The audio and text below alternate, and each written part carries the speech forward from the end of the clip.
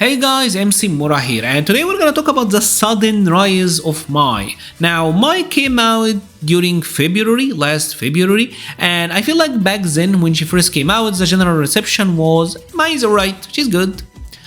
But somewhere along the line, there's like a switch that flipped, and I don't know what is the trigger, but everyone was like, Mai is top 3. Like they slept, woke up, Mai is now top 5. Which I find to be kind of interesting. Now, Mai was eligible for the Capcom Cup. Capcom Cup obviously happened like a couple of weeks ago, and she was eligible. Didn't really make a splash back then. I think Xiaohai used her in a match or two, and pretty sure Nephew used her as well, but she wasn't like a major player during Capcom Cup. And obviously, if we're taking a look at the character usage, obviously she is at number 1, but I feel like that is to be expected. She is a new character after all. After a 6 months or so drought with no content, obviously people were gonna play Mai regardless of her tier placement. So yeah,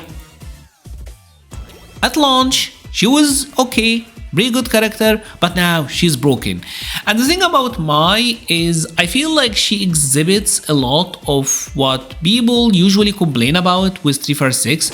Like she have like a really strong corner carry on most of her combos. Like a simple combo like that one, bam, now Akuma's in the corner.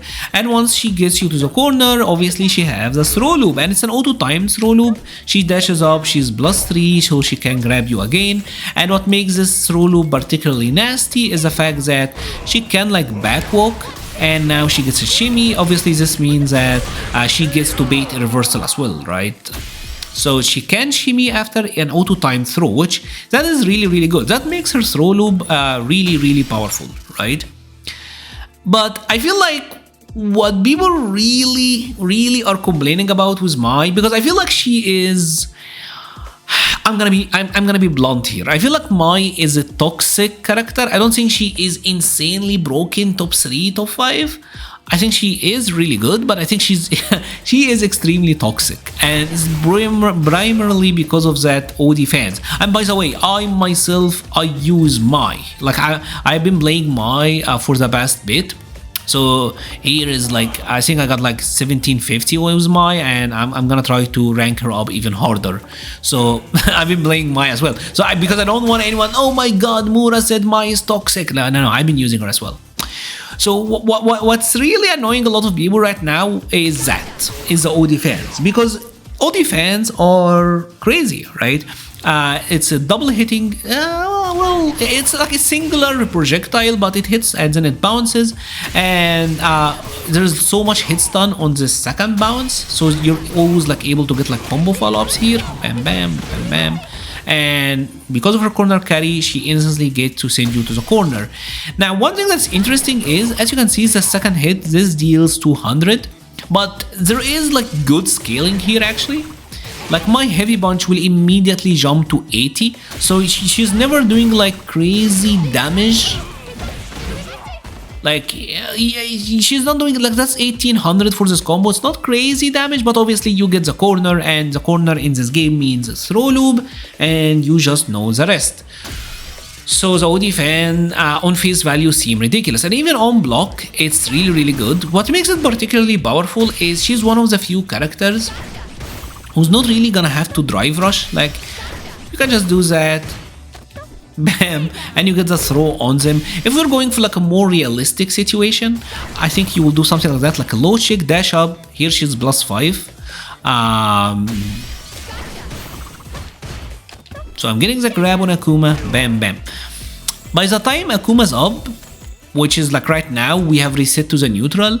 If you look closely, I spent 2 bars to get to this situation, to get that throw mix up, and Mai got almost like an entire bar back. So OD fans are also like extremely meter efficient, right? I think Mai in general is a pretty meter efficient character. So it's not really that expensive to set up that sort of situation. And like, yeah, that seems ridiculous. But here is where I think there is a lot of room for counterplay and that the situation is really more dynamic than people give her credit for, and that's particularly why I'm not super high on Mai as some of the others. I think she's really good. Top 3, top 1, Street Fighter 5 look. I think that's a stretch because again, there's a lot of good here. Standing heavy kick, ridiculous. That's the fact this is -3. Crouching medium kick, this is 7 frame startup, which is really fast. It doesn't have like a kin range on it, but for 7 frames, that, especially with her walk speed, that is pretty good. But what makes the OD fans like really powerful is when you respect it. But like I said, the situation is a lot more dynamic. One thing that you have to keep in mind is that this OD fan is only like a singular projectile. So if I made Akuma throw his OD projectile, this is 2 hits. It's 12 frame startup, 41 total frames. Mai is 12 frame startup as well, but it's 42. So frame data, they are similar, but because Akuma's is double hitting where Mai's is a single hit, and this happened with many of the other projectiles as well, the OD fan just by itself, just like that, isn't that favorable in fireball wars, right? So if you're seeing Mai doing a lot of this, OD fireballs against her, I think, are really good. Now, you will say, Mura, she can hold it, and she does have a follow-up, and she does. But the thing is, this, as you can see, is 28 frames, right? And she loses, like, the bouncy effect. So, like, it's really hard for her to contest that. She's gonna have to be preemptive to get that. And because she loses the bouncy effect, it's gonna be hard for her to get like a mix-up at this position, right? So I think this is a decent way to neutralize that. But even if your character don't have an OD projectile, because let's be real, most OD projectiles are gonna be multiple hitting. Most of them are gonna start faster than 28 frames. And I think like that's like 40 plus for you to get that, so you kind of have to do it preemptive. Even if you happen to block, I think the situation here is still like there's still a room for counterplay.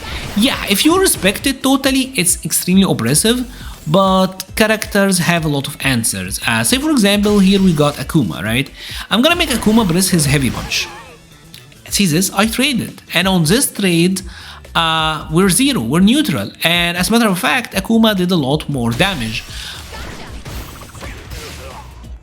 Right? Now Mai can check, like there's options here for her to do stuff like that, but at that point that is 3 bars, so you made her spend a lot. Still a fantastic position for her, but that is an option.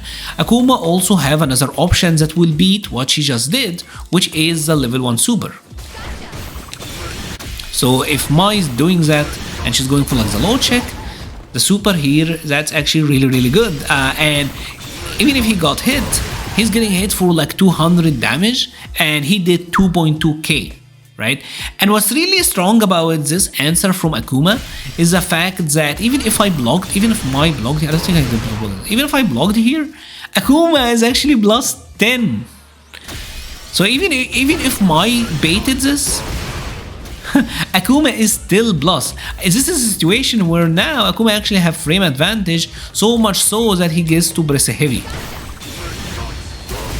Actually got hit here. See, like I even got to block my heavy, and if you take a look at this, yeah, he spent a bar, but now I am deprived of like 3 bars of drive, and he only lost like a quarter of a bar. So this is an interesting counterplay. Obviously there is the option of backdash, which is not like a bad option, right? Here he can backdash, and obviously he can backdash and then backwalk, right? So that is an answer. What I'm trying to say is there's a lot of room for counterplay, right? And other characters got other tools as well. So there's a lot that you can do here. The situation is not really that static where it's, oh, I'm just gonna do that. Even if Akuma did like an OD reversal, let's say that he did like an OD reversal. Here he got the hit, and even if I didn't do anything, because the fan still hit him, he's not getting like a grounded combo punch. See what I'm saying? Like the situation is really oppressive. It's really easy, but I feel like there's still like a lot of room for counterplay. This is a situation where it's a tool that is extremely easy to use. However, there are answers. There are things you can do. Obviously, you can block, you can backdash, bump, do whatever. One of the good things about the OD Fireball that it's a single timing. Like unlike the meterless one where it's like low, medium, heavy, and so different bounds. The OD is always like an exact similar bounds, so the timing is always the same. But like I said, yeah, there is a lot of room for counterplay. I think overall Mai is a tremendously good character. I don't buy the top 3, top 5 yet, and let's be real, like did anyone really think that JP, Ryu were like, and like JP, like did anyone say that JP is like top 5 before the cup? Did anyone really think of Ryu and just doing heavy punch into donkey kick, medium kick? So I think it's too soon to call Mai top tier because I really think there is a lot of room for counterplay that is yet to develop. She's a very simple character, and it is more on the defender to know how they can deal with this oppressive fan nonsense than it is for the Mai to initiate it, which I feel like that is what is influencing a lot of the opinions right now. Anyways, what are your thoughts on Mai? Do you think Mai is ridiculous? Do you think Mai is totally fine? I would love to hear your thoughts about all of this in the comment section below. I will be leaving a link to the Patreon, Discord, Twitter, and Twitch pages in the description. Thank you so much for watching and stay safe.